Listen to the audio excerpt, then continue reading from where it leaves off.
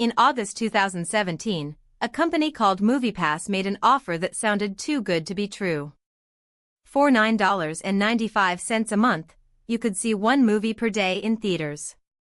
Not matinees. Not discount Tuesdays. Any movie, anytime, any theater. If you wanted to see a new release every single day for a month, that would cost you $9.95 total. One ticket in most cities cost more than that. The offer was insane. And it turned out to be exactly that. The announcement went viral. Articles were written. People were lining up to sign up. The company's servers crashed under the load. Within days, MoviePass had more new subscribers than it had managed to get in its entire 6-year history prior to that point. But the executives running the company had a secret. They had no idea how they were going to pay for all those tickets. They were making it up as they went along. MoviePass was founded in 2011 by Stacy Spikes and Hammett Watt. The original idea made sense. You paid a monthly fee, got a certain number of credits, and could use them for movies. Heavy users paid more. Light users paid less. It was a balanced model. Spikes and Watt had real experience in the industry. Spikes had worked at Miramax and October Films. He understood that the key to making this work was controlled usage. But the original MoviePass only got about 20,000 subscribers. It was a niche product for movie lovers. The problem was that 20,000 subscribers at $30 a month is not a business. It is a hobby. MoviePass needed millions of subscribers to survive. But they could not figure out how to grow without making the offer more attractive. And making it more attractive meant making it cheaper. And making it cheaper meant losing money on every ticket. This was the trap that the original founders had carefully avoided. They knew that if you discount the price too much, you cannot survive. But the investors who came later did not care about survival. They cared about growth.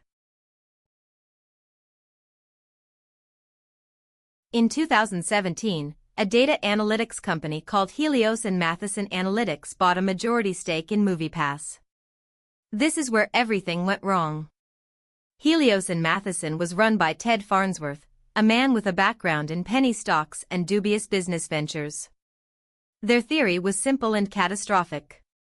They believed that by collecting data on what movies people watched, they could make more money from that data than they lost on the ticket subsidies. It was a bet that user data would be worth more than the actual product. They were spectacularly wrong. The strange thing is that nobody in the industry believed this would work. AMC Theaters publicly warned investors that MoviePass was not a sustainable business. Analysts on Wall Street called it a pyramid scheme. Even the original founder Stacy Spikes warned that lowering the price to $9.95 would destroy the company. But the new management did not listen. They had a vision of collecting so much data on moviegoers that they could sell it for billions. They believed that data was the new oil. They forgot one thing. Nobody wants to buy data about what movies you watched. In August 2017, Helios Matheson dropped the price from $30 to $9.95 per month for unlimited movies. The results were immediate. Subscribers flooded in.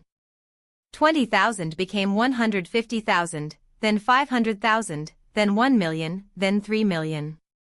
MoviePass became the fastest-growing subscription service in history.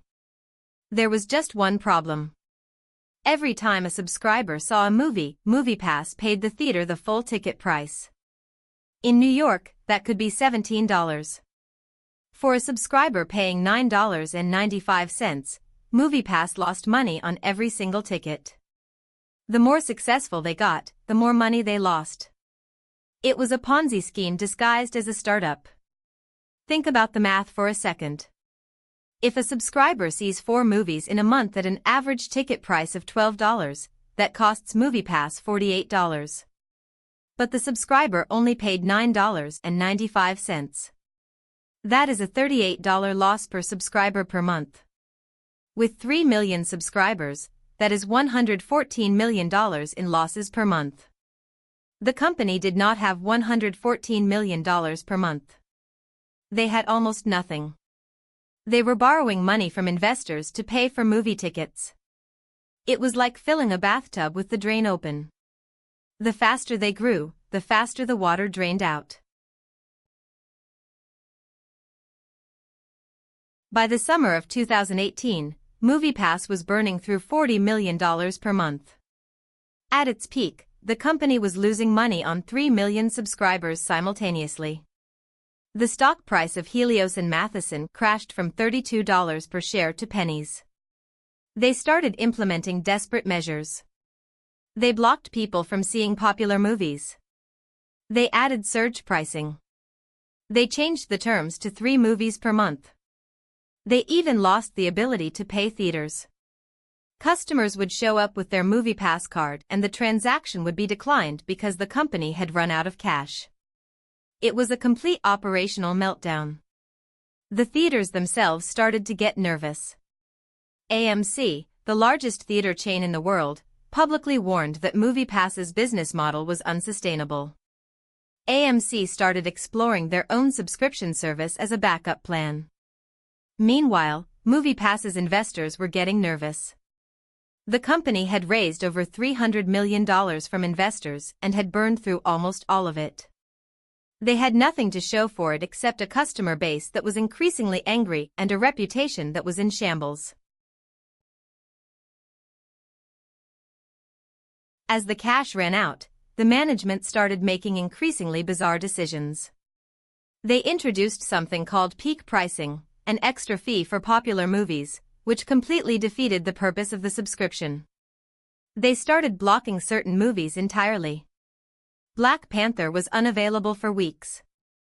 They introduced a ticket verification system where users had to photograph their ticket stubs, which was humiliating for customers. The CEO Mitch Lowe, who had previously been a Netflix executive, compared the strategy to a gym membership. Most people would pay and not use it. But moviegoers were using it. Every single day. The business model assumed most people would forget. They didn't. The customer service department was a disaster. People could not get help. The app crashed constantly. The company stopped responding to emails. When customers called, they got a busy signal. The company was not just running out of money. It was running out of the ability to function as a business. Employees were leaving. Vendors were not being paid. The entire operation was held together with duct tape and desperation. And still, millions of people were trying to use the service, not realizing that the company behind it was already dead. They just had not told anyone yet. By September 2019, the service had shut down completely. Helios and Matheson filed for Chapter 7 bankruptcy liquidation. The company had burned through nearly $200 million of investor money. The CEO Ted Farnsworth went on to start another company that also failed. The stock that had once traded at $32 per share was now worth less than a penny. 3 million subscribers lost their service overnight. Theaters across the country had been disrupted. AMC theaters had been forced to launch their own subscription service, Stubs a List, just to compete. MoviePass had changed the industry, but it had destroyed itself in the process. The aftermath was brutal. Lawsuits piled up. Shareholders sued the company for fraud. Customers filed class action lawsuits over the sudden shutdown. The Securities and Exchange Commission investigated Helios and Matheson for misleading investors. Ted Farnsworth eventually settled with the SEC, agreeing to pay a penalty and being barred from serving as an officer of a public company. Meanwhile, the MoviePass brand sat in bankruptcy court, an embarrassing reminder of one of the most spectacular flameouts in technology history. What MoviePass taught us is that selling a product for less than it costs is not a strategy. It is a death sentence. The company acquired 3 million customers in a year, but each one cost them more money than they brought in. The data they collected was worthless. Nobody wanted to buy data about what movies people watched. The idea that user data would be more valuable than the actual ticket revenue was a fantasy. MoviePass is now studied in business schools as a textbook example of unsustainable growth. It is the cautionary tale of what happens when you confuse growth with success. The deeper lesson is that venture capital can sustain a bad business model for a surprisingly long time. MoviePass raised over $300 million. That money kept the company alive for years after it should have died. But eventually, the math catches up. You cannot lose money on every transaction and make it up in volume. That is not a business model. That is a delusion. And MoviePass was a $200 million education in that simple truth. Incredibly, MoviePass is not dead. In 2021, founder Stacy Spikes bought the company back out of bankruptcy for a fraction of what it was once worth. He relaunched MoviePass in 2022 with a credit-based system. The new model is exactly what the original was supposed to be. You pay for credits. Credits buy tickets. Different movies cost different amounts of credits. Heavy users pay more. The price is based on real ticket costs. It is the same balanced model that Spikes proposed in 2011, the one that Helios and Matheson threw out the window. The new MoviePass is profitable. It turns out the original idea was right all along. It just took losing $200 million to figure that out. As of 2025,